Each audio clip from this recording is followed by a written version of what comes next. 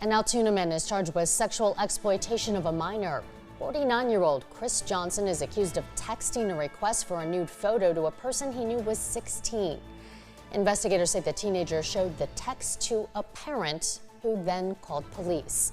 So that's the way a teenager should respond. But ask yourself this, would yours? We know nearly every teenager has a phone these days. Yeah, I got a couple at home. I'm worried about that whole scenario you just mentioned, and that isn't the only concern when teenagers turn to social media. Aaron Kiernan shows us how parents are trying to balance safety and teenaged privacy.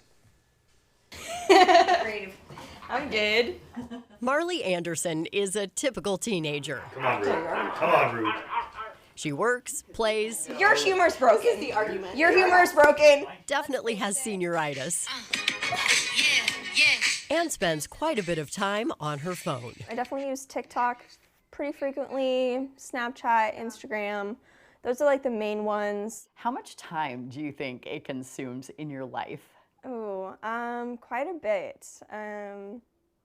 Definitely use them every day. Recent studies show screen time has exploded in recent years, up to an average of more than 5 hours a day for kids ages 8 to 12, and more than 8 hours for teenagers like Marley. The rabbit hole is more the repetitive scrolling because it's satisfying that initial need to be just satisfied in general, just like, wow, just keep going and going and going. And with each new notification and viral video, we get a shot of dopamine. This stuff is really addictive.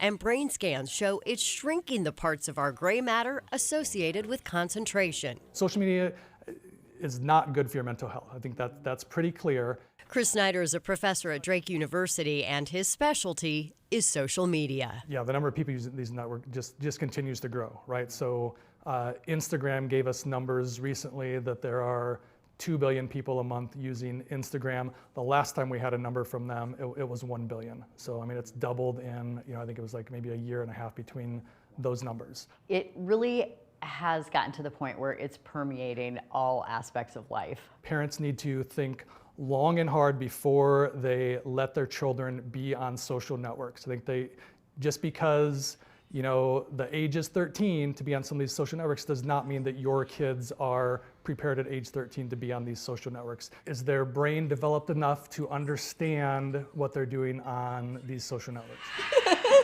I've had TikTok for, I think 3 years. I think I got it in 2019.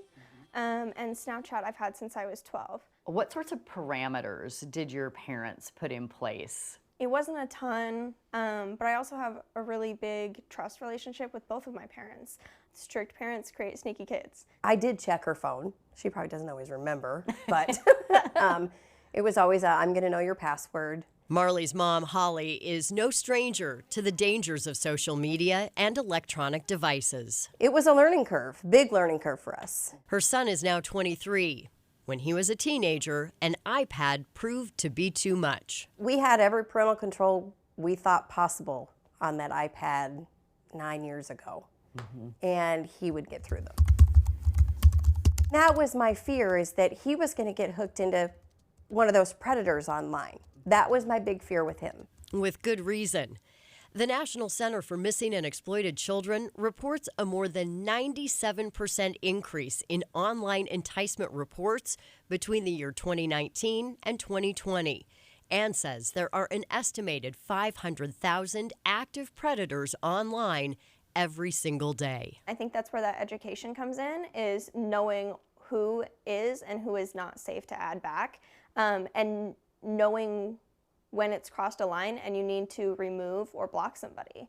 I have friends especially that have trouble where they feel bad about blocking somebody who maybe they're uncomfortable with, or even if they know them, they're like, hey, they're kind of crossing a line. And while I understand that, because kindness is important, so is your safety. This is way better than cable. We've had those tough conversations. She knows. Yeah. She is grounded, but she's still a kid. She's still only 17. Now, all of the major social media platforms do have an age limit of 13 in place and a number of parental controls as well. Now, Chris Snyder encourages parents to make sure that kids understand these 8 issues before you allow them to use those apps, no matter their age. So first and foremost, they need to be aware there are people out there posing as someone else.